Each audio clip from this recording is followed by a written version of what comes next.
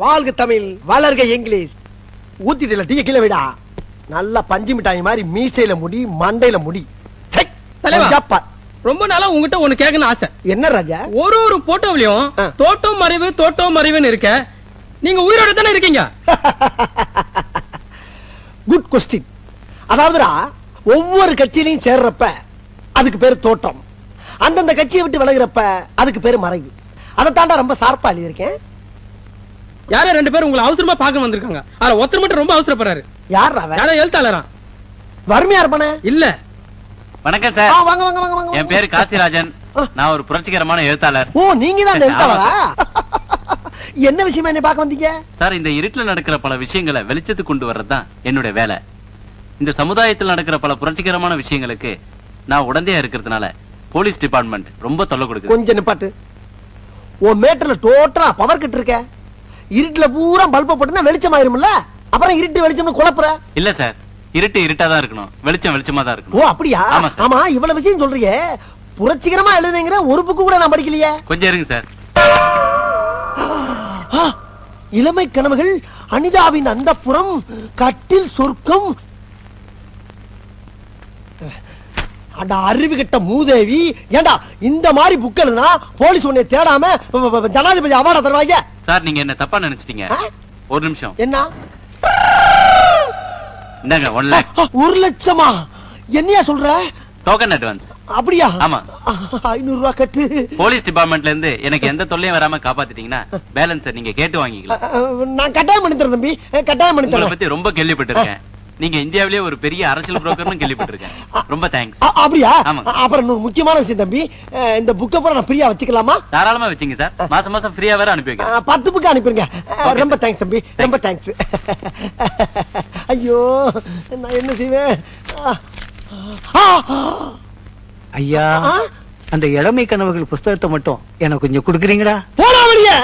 ஐயா, உங்க பிறந்த நாள் அதுவுமா உங்களுக்கு எப்படி சூப்பர் சுல்லின் பேர் வந்தது நான் தெரிஞ்சுக்க ஆசைப்படுறேன். என்னுடைய ஆசை மட்டும் இல்ல, நம்ம தமிழ் மக்களோட ஆசையும் கூட அதுதான். எனக்கு தற்புகழ்ச்சி எல்லாம் பிடிக்காது. அதாவது நாய இந்த மாதிரி கேள்விக்கெல்லாம் பதில் சொல்றதுக்கு நான் வந்திருக்கேன். ஒன்ன மாதிரி நாயெல்லாம் எதுக்கு பக்கத்துல வச்சிருக்கேன்? வாயத்துறன்னு சொல்றா என்ன? வேலைக்கு சேர்ந்து 1 மாசம் தானே ஆகுது தலைவா. உன் வாழ்க்கை வரலாறு பத்தி எனக்கு எப்படி தெரியும் தலைவா? நான் எடுத்து கொடுக்குறேன், அடிச்சு விடுறா ஆளக்கா. எங்க தலைவருக்கு அப்பா அம்மா வச்ச பேரு, எங்க தலைவருக்கு அப்பா அம்மா வச்ச பேரு சுருளி. சுருளி. 18 வயசு வரைக்கும் கட்டவரல சூப்பிக்கிறதுனால, 18 வயசு வரையில கட்டவரல சூப்பிக்கிட்டதுனால சூப்பி சுருளி சூப்பி சுருளின்னு செல்லமா கூப்பிட்டாங்க. சூப்பி சுருளி சூப்பி சுருளின்னு செல்லமா கூப்பிட்டாங்க. எங்க தலைவர் அரசியலுக்கு வந்ததுக்கு அப்புறம், எங்க தலைவர் அரசியலுக்கு வந்ததுக்கு அப்புறம் பொதுமக்களா பார்த்து அதை நவீனப்படுத்தி சூப்பர் சுருளி சூப்பர் சுருளின்னு அதை விட செல்லமா கூப்பிட ஆரம்பிச்சிட்டாங்க. சூப்பர் சுருளி அதை விட செல்லமா கூப்பிட ஆரம்பிச்சிட்டாங்க. எங்க தலைவர் அதை பெருந்தன்மையோட ஏத்துக்கிட்டாரு. எங்க தலைவர் அது பெருந்தன்மையோட ஏத்துக்கிட்டாரு. இதாங்க நடந்த உண்மை. இதாங்க நடந்த உண்மை. இதாண்டா நாய. இதாண்டா நாய. கோச்சுக்கிறாதீங்க. என் தாயை பத்தி சொல்ல வரும்போது டங்கு சிலிப்பாயி நாயன்ட்டாரு. நீங்க கரெக்டா ரிப்போர்ட்ட பூரா நல்லா குறிச்சுக்கங்க. சமீப காலமா நம்ம நாட்டுல அடிக்கடி தேர்தல் வந்துகிட்டே இருக்கு. பிரதமர்களும் மாறி மாறி வந்துகிட்டே இருக்காங்க. ஒரு ஸ்ட்ராங்கான பார்லிமெண்ட் அமையணும்னா என்ன செய்யலாம்? அதாவது சங்கர் சிமெண்ட் வாங்கி கட்டினா பார்லிமெண்ட் ரொம்ப ஸ்ட்ராங்கா இருக்கும். சங்கர் சிமெண்ட்ல கட்டினா சங்கர் திட்ட மாட்டாரா? யார் யாது? கேட்கிற கேள்வியை பார்த்தா ரிப்போர்ட்டர் மாதிரி தெரியல. யார் அது? யார் அது? என் மச்சான் தலைவா. ஆமா, அவன் எதுக்கு இங்க வந்தா? பிரஸ் மீட்டிங் பார்க்கணும்னா அதான் கூட்டு வந்தேன். ஏண்டா பீச்ல மீட்டிங் நடக்கிறப்ப ஒரு நாயை காணோம், இந்த மீட்டிங் ஆள் கூட்டி வந்திருக்கியா? அதான்டா பண்ணி மேய்க்கிறவன பூரா பக்கத்துல வச்ச பத்தியா? என் புத்திய சப்பல்ஸ்ல அடிக்கிறான். அடுத்த கேள்வி. சென்ட்ரல் கவர்மெண்ட்டுக்கு தான் நிறைய அதிகாரம் இருக்கு. நம்ம தமிழ்நாட்டுக்கு அதிக அதிகாரம் கிடைக்கிறதுக்கு உங்க யோசனை என்ன சார்? Good question.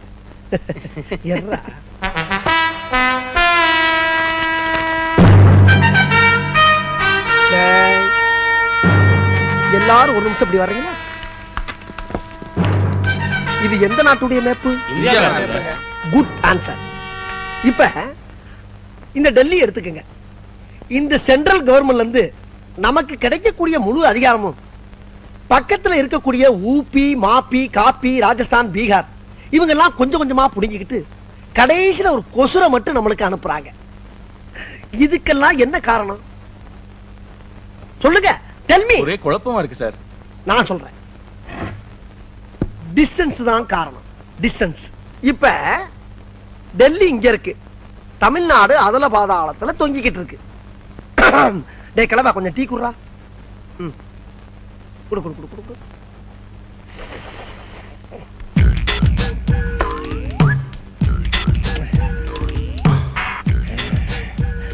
இதுக்கு நான் என்ன சொல்ல வரேன்னா, இங்க இருக்கக்கூடிய தமிழ்நாட அனுமார் சஞ்சீவமலை தூக்குன மாதிரி அப்படியே அலேக்கா ஷிஃப்ட் பண்ணி டெல்லிக்கு பக்கத்துல வச்சிட்டோம்னா அவன் கொடுக்கக்கூடிய முழு அதிகாரத்தையும் முதல்ல நம்ம வாங்கிக்கிட்டு மிச்ச மீதிய பூரா பக்கத்துல இருக்கணும் பூரா கொடுக்கலாம்.